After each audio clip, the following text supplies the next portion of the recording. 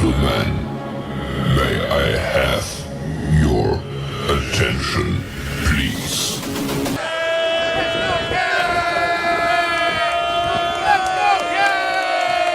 The show starts in 3, 2, 1, go. Good morning, CaneSport. It's June the 19th, 2023. I'm Gary Ferman, the publisher of CaneSport.com, joined this morning by Stephen Wagner as we discuss the news of the day. And Stephen, the news of the day, I think, is just leftover fever from another recruiting weekend. You don't get only but so many of these in the modern day recruiting format, and they come in rapid fire succession here in the month of June. And the thing that is interesting is I think there's a general perception that Miami's doing well in recruiting. Like every one of these stories that we write every single week, and we'll talk about this week's here in a minute, but the reviews are glowing. I mean, everybody loves their visits. I mean, you know, if you just looked at some of the headlines from yesterday, Jaden Jackson, my mom absolutely loved it. Moritz Schmoranzer, the German offensive line prospect. It's just different than anybody else. Elias Rudolph says of his visit, I love Miami. You could go on and on and on. You know, 4-star running back Kevin Riley. The Miami Hurricanes are sitting right in my recruitment. Derek Plaz, it's definitely a place I can fit in. I mean, every week, every one of these visitors that we speak to has great things to say about their Miami official visits. Stephen, you've spoken to a lot of these guys. Just your general thoughts on how Miami is doing in recruiting this cycle, even though the high-profile commitments have not yet come on board. Yeah, so I kind of feel like more generally the visits are they're giving us what we expect, and that is these kids saying, yeah, Miami is among my finalists. And, you know, they wouldn't be taking these official visits if Miami wasn't one of their finalists, no matter, even though now that these kids have unlimited official visits, I mean, they only have the time to take so many. I mean, Colin Simmons is taking what, 7, 8? That's out of more than 130 FBS schools. So being able to say, if you're Miami or heck, even SMU, who's going to get an official visit from him, you can at least say, okay, well, we're within this size group for a guy like Colin Simmons. And, you know, a lot of the guys that Miami's gotten, especially over the last couple of weeks, Miami's in like that last 3 or 4 or 1 or 2. You look at Derek Plaz, who just decommitted from Penn State on, I believe it was either Thursday or Friday. Actually, check that. It's Thursday. That afternoon, within 30 minutes, he's on the phone with Mario Cristobal scheduling that official visit. And now we know Miami's going to be one of his 2 schools that he's going to really be focused on, along with NC State. Kevin Riley, Kevin Riley, we've got Alabama, Auburn, and Miami. Jarrett Gibson, we've got Texas and Miami. You just go down the list, and we at least know that even though these commitments aren't yet rolling in, we do know that Miami is doing a really good job hanging around with these finalists. And I know that there is some concern about, we just finished the 3rd out of 4 official visit weekends in May, and there's a lot of empty slots still on the board in this recruitment class. And I gotta say, I'm really not that concerned yet, just because whenever you look at the top prospects in the country outside of quarterback, a lot of these kids still are uncommitted. And the kids who are committed, it's not a firm, aggressive, hard commitment like where they've shut everything down in their class. They are leaving doors open for a lot of these schools. So right now, would it be ideal if Miami had more commitments? Heck yeah. Would they have loved to have gotten Justin Scott and Aiden Breland and David Stone all to commit already? 100%. No one's saying they wouldn't. but I do think that Miami is still in an okay place. And I think that they're continuing to give themselves a really good chance down the line, because it's not like these recruits are also saying, or it's not like these recruits are going out and saying, well, Miami's giving me nothing. Miami's not giving me anything to work with. I've got to focus elsewhere. Unless it's a kid who Miami is just happening to move off of, we're not really seeing that. So yeah, right now I do feel fine about this recruitment. I feel fine about the talent that Miami has brought in, and I feel fine about where the Canes sit with their top targets. All right, let's remember one thing. At the beginning of the show, I said the date. I said, "Good morning, CaneSport," with a little bit more enthusiasm, of course. And I said it's June 19th, which is what this is, okay? Now, you still have an official visit weekend next weekend, and they will have a full lineup. All the committed kids are coming, and it looks like they're going to fill in beyond that with a few more and have a big official visit weekend next weekend. But then let's remember that some kids are going to start to commit at that point. But let's remember one thing, that the signing day is not till December.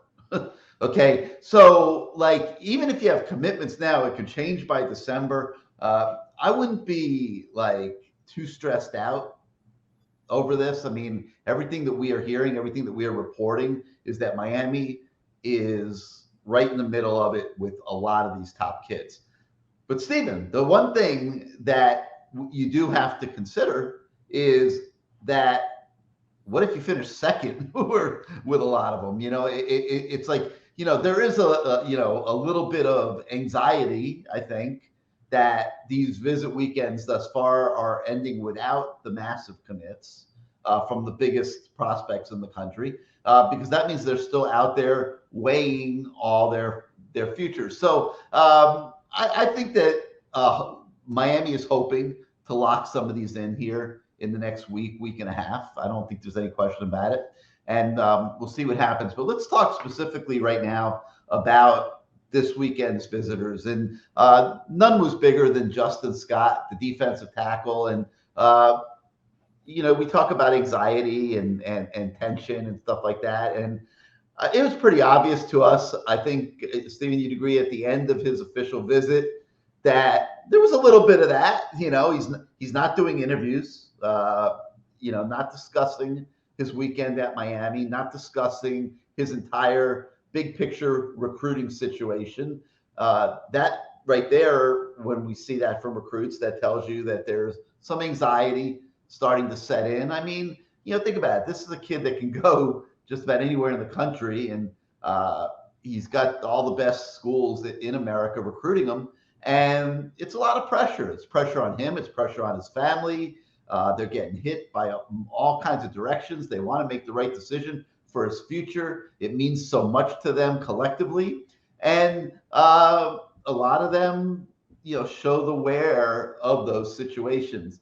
So Justin Scott, Stephen, surprised that he didn't want to discuss his weekend in Miami? Yeah, I got to say, I definitely was. Just because whenever I've had the opportunity to chat with him in the past, he's always been, really talkative, answers every question, gives pretty good insight as to, what he's feeling at any given moment, doesn't really dodge or dance around very much stuff. So, yeah, I was a little bit surprised whenever he declined our interview requests. But what I thought it told me is that he's got a lot to think about and that he's kind of having a hard time mulling over these decisions. And frankly, I could very easily see it that he could be in a position right now where he's juggling so much and he's so uncertain that he doesn't want to have an interview because he doesn't want to show his hand at all. Not meaning to speculate, but I think it's fair to really feel like that could be one of the reasons why he's not speaking right now, is because of a little bit of anxiety on his end, which is totally normal. I mean, you're a 17-year-old kid. Heck, I remember whenever, somehow I was lucky enough to get one college who was willing to accept me. I couldn't imagine what it must be like for a guy like Justin Scott to have Georgia and Notre Dame and Miami and every program under the freaking sun after you so aggressively. So I think this tells me that he is really having to give this some serious thought.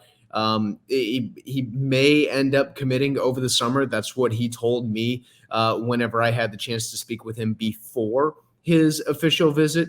And so if he isn't talking, and we do know that a commitment will come sometime over the summer, probably in maybe July or August, if he does end up committing over the summer. I would be really surprised if he commits this month before he's finished with all his official visits, since he is going to go to Ohio State next week. It does tell me that there's probably a little bit of anxiety on his end, and that he probably has a pretty decent amount of thinking to do too, which is, like I said, incredibly normal for a 17-year-old kid. All right, let's talk about a few of these other guys. Let me start with Jaden Jackson. He's an IMG Academy defensive lineman. He's 6'1", 295, looks the part of what Miami wants at that position. He recently visited Florida and Ohio State, and Miami had their shot at him this weekend. Your impressions of how they did with Jaden Jackson? Yeah, I thought they did really well. We talked about going into this official visit weekend. One of the big storylines was, well, is Miami going to pass the mom test for Justin Scott? Well, turns out Miami actually passed the mom test for Jaden Jackson. And that was kind of the one that really stole the show a little bit. Whenever I had the chance to speak with him, he was like, well, he was basically like, well, I don't think my mom, wants to say this. And, but it really feels to me like she feel like Miami's in the top spot for her. And we've seen with a lot of these kids how big of an impact a parent's opinion on a school has in their recruitment. And Jaden Jackson is one of these kids.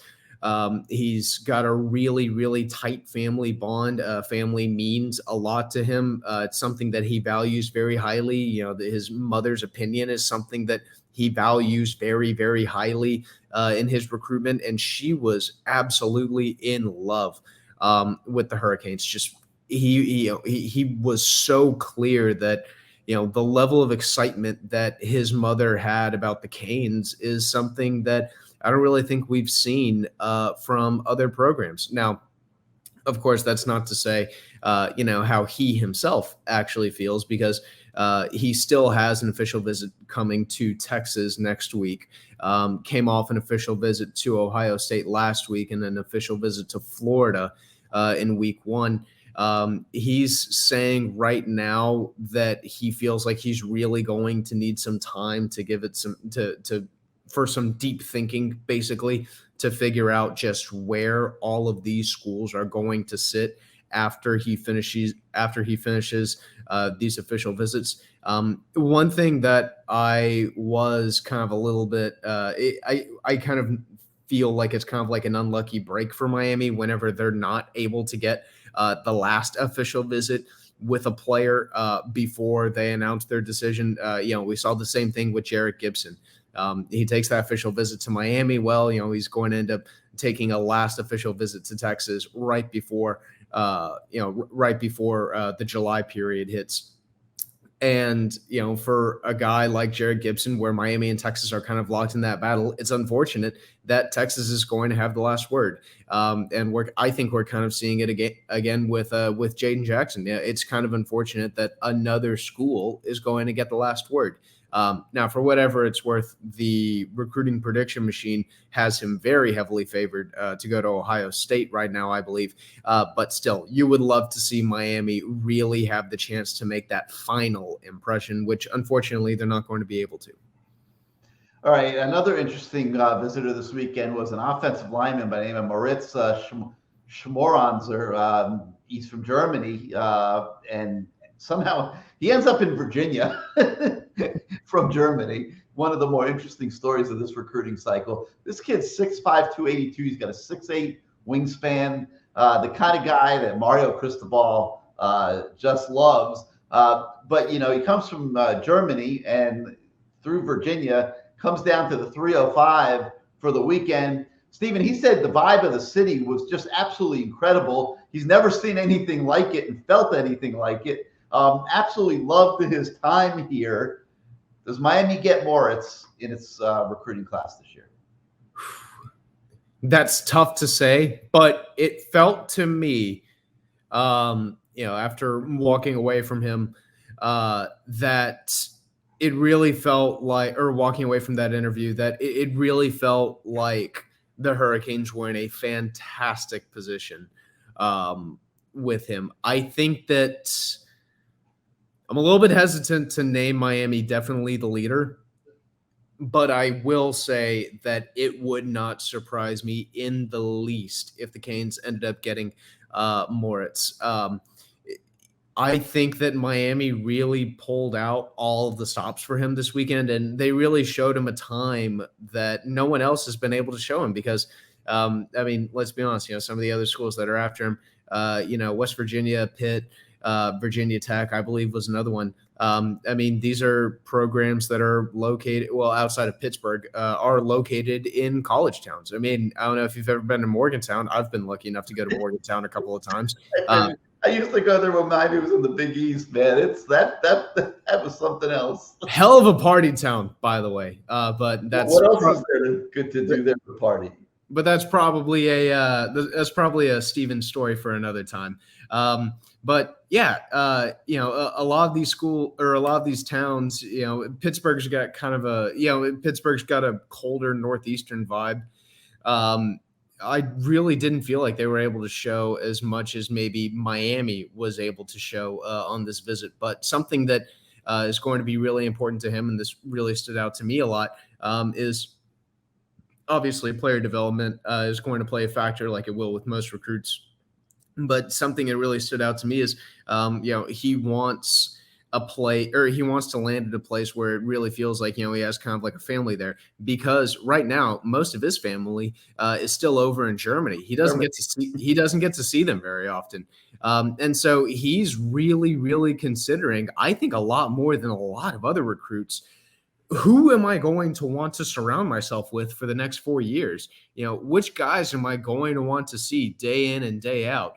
And more than that, in addition to the coaching staff being there, what type of players is the coaching staff going to recruit?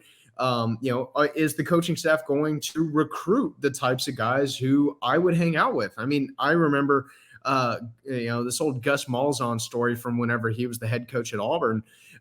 Whenever he would bring kids in for these visits, he would have players just kind of hang out with them. And then he would ask the players, hey, so do you feel like Jeremiah Smith is a guy that you would just go hang out with? Is he a guy who, you'd go grab a beer with? Not that any college kid ever would consider drinking underage. Couldn't imagine such a thing happening. But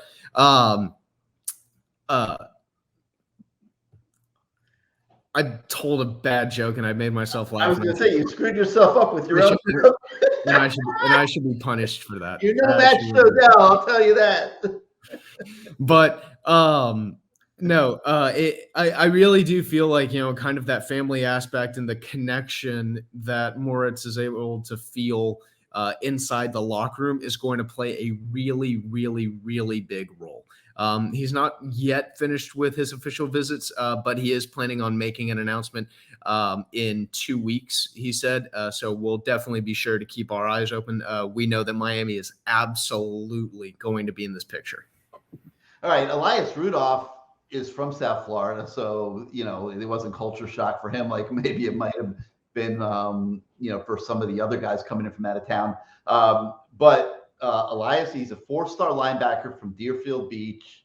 Miami came in late for him, Stephen, which was kind of surprising because one of the new initiatives of this new Mario Cristobal regime at Miami is to not come in late on these South Florida kids, to be on them early. And we're seeing that the way they're recruiting 2025, 2026, But this is one that maybe in the first year, as they were getting established, getting to know the lay of the land, getting to their lists of all the prospects together, Elias Rudolph somehow was off the radar a bit until recently, and they've been coming on now. Is it late for Miami with Elias Rudolph? I mean, I know he's considering Pitt, he's considering Michigan, he's considering Ohio State. What's your feel on where Miami stands with Elias Rudolph now after this weekend's visit, which he said was great? The big obstacle for Miami was just getting to this point to begin with. Just get him to be willing to take this official visit because they were coming in so late for him. But now that we're past that point, I think all Miami has to do now is find a way to try to maintain this momentum. Because whenever I talked to him, he was kind of, stumbling over his words a little bit whenever he was trying to really discuss just where all of these programs sit with these official visits. Like we said, he's not a nobody who was just kind of hiding out in South Florida, who's kind of viewed as a hidden gem or anything like that. I mean, his top schools were Ohio State and Michigan. And then Pitt has managed to work their way in there too. This is a pretty sought after guy. And I'll be honest, I was aware of who he was before he got the offer. But up until that point, I had just kind of been thinking to myself, oh, I'm sure he's a guy who Miami offered at some point. But for whatever reason, they just kind of decided to move off him. They wanted to go a different way in their recruiting direction. So whenever I saw that he actually got the offer, I thought to myself, holy cow, has Miami seriously not been recruiting this guy the entire time? Well, they've been recruiting him for the last month. Like, they are desperate to make up every inch of ground. I do think that they've made it up. I do think that after this weekend, they've kind of pulled even and they've given themselves a shot. But I think that Miami being so late to the party was the clear obstacle, but I think that Miami has really managed to kind of creep past that point. So I think now it's really more about, can Miami find a way to sustain this momentum, because he's already built good relationships with the staffs at Ohio State, Michigan, and Pittsburgh. All right, earlier in the conversation, you mentioned running back Jared Gibson, who's already visited Miami and now is deep into his recruitment. And the other running back that Miami is heavily engaged with is Kevin Riley. He was here this past weekend, had a great visit like everybody else. Gibson, as you mentioned, is going to Texas. It's believed to be a Miami-Texas battle for him, okay? Riley is being recruited by Alabama, Auburn, and I don't know how close he is to pulling the trigger, but I got to think that if one of these two guys really wants to be a Miami Hurricane, Stephen, that there is an urgency to commit because of the presence of the other. I could definitely feel that.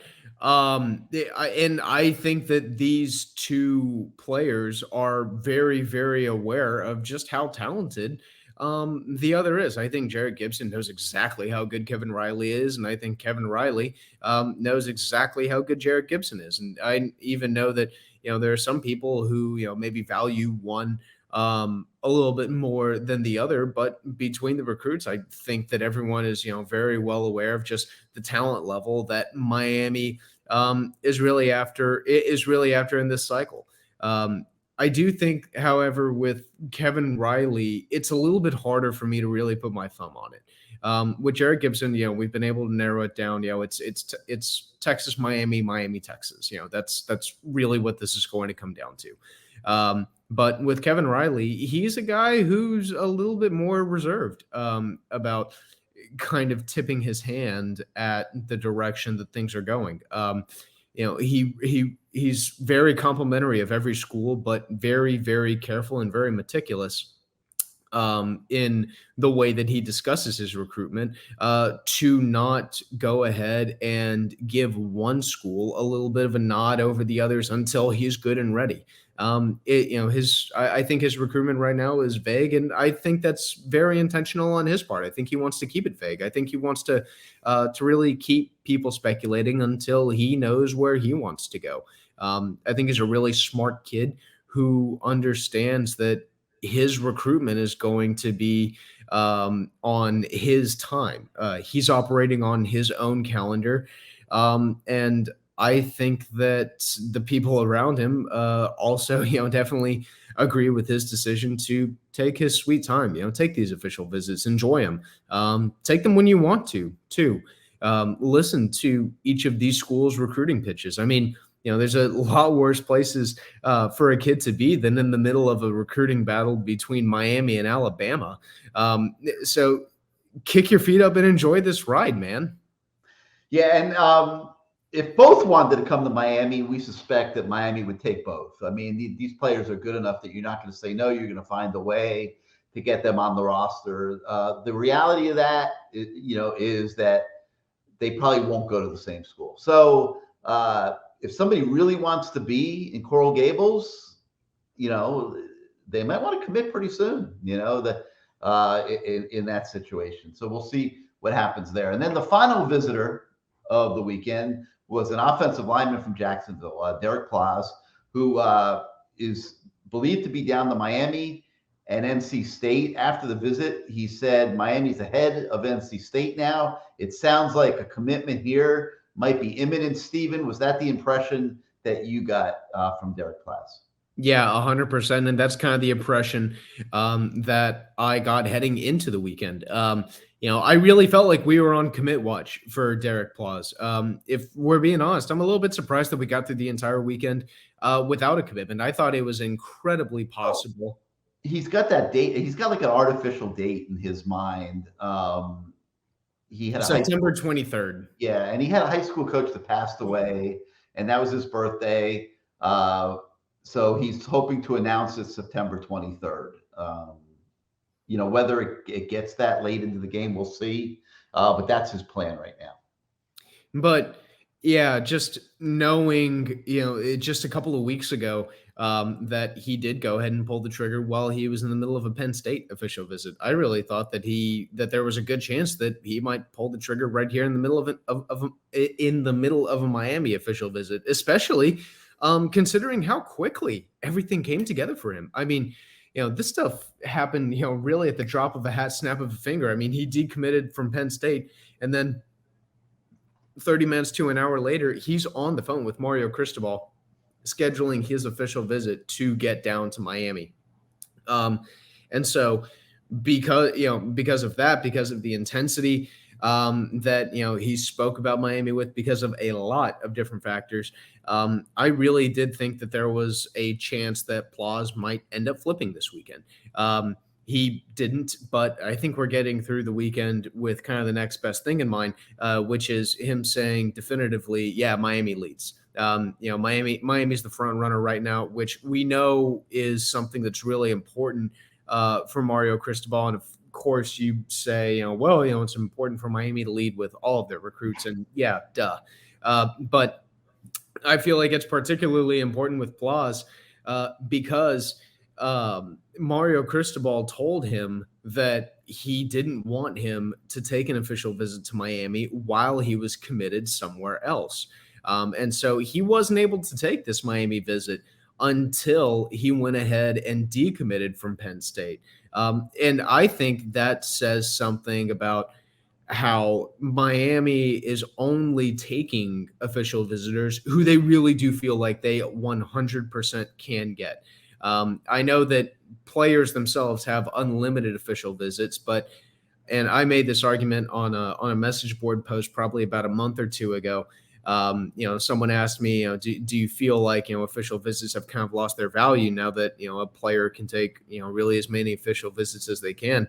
I would actually say these official visits are probably more valuable now because of the fact that these schools still only have 56 official visit spots. So if a school is giving you an official visit, that school has to be incredibly confident that they have a real shot to land you.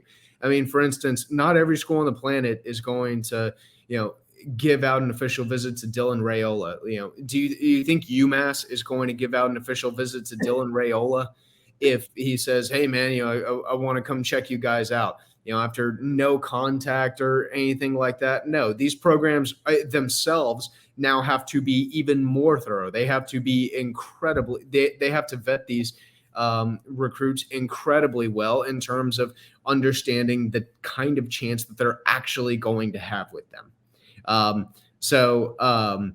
I think that's one of the reasons why Derek Plaz was such an interesting prospect to kind of monitor this weekend, because we know that Miami didn't want him to visit unless they really felt like they were going to have a really good shot with getting him.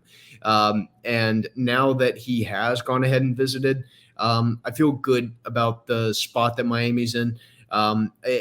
But I think a lot like some of these other recruits, it's just going to be a bigger question of whether or not they can sustain momentum. And with Plaz, I do feel better. I do think they'll be able to.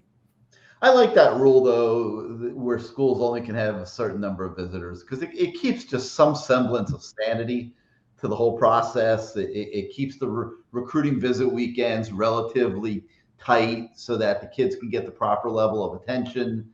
I like it for a lot of reasons, Stephen, and I think it's a good thing for college football recruiting. All right, we do have several more recruiting items on the website right now for those of you who love recruiting. 2025 four-star athlete Jamarian Marrow is gaining traction with Miami. We give you an update on him. We also have an item on Newport Beach, California quarterback Jaden O'Neal, a guy I had a chance to watch throw at the Mario Cristobal camp last week. And man, for a 2026, essentially a freshman in high school, this kid has some arm and was very impressive throwing the ball out there at the Cristobal camp. So make sure you check out that story. We've got some other information, some other tidbits that came out of that camp that drew more than 100 recruits from all different states. One kid that got offered at the camp was a linebacker from Washington, Zadrius Rainey Sale. So check out that story. We get his thoughts on his time in Miami. In basketball news, the Canes got a new commitment this past weekend from Paul DeJobed. He's another French player. You'll remember Miami had signed a guard previously from overseas. Well, he's a 6'7", 193-pound guard from Lille, France. And you can get all kinds of insight into what Miami has picked up there as it continues to finalize its roster for the 2023-2024 basketball season. Lots of football stuff, too. I've got a mailbag going with the fans, a lot of give and take. Some recruiting also, but mostly football. Make sure you check that out as we address all the questions on your minds. Feel free to continue to expand upon them, and we'll keep that thread going on our message board. We also have a story about the transfer portal, and On3 took a look at the transfer portal, ranked Miami number 10 in the nation for its transfer portal hole. We take a look at how those all new faces can fit in Coral Gables, and 2 Hurricanes were also listed on the 2023 On3 all transfer portal team. Yes, there is a transfer portal team now. So there's teams for everything. The transfer portal might as well have its own team. So make sure you check that out. Our countdown of the top 50 post-spring players on the roster continues also with number 6, Leonard Taylor, number 5, Matt Lee, and number 4, Javion Cohen. Make sure you check those out, see why they were ranked where they were, how we see them performing this coming season.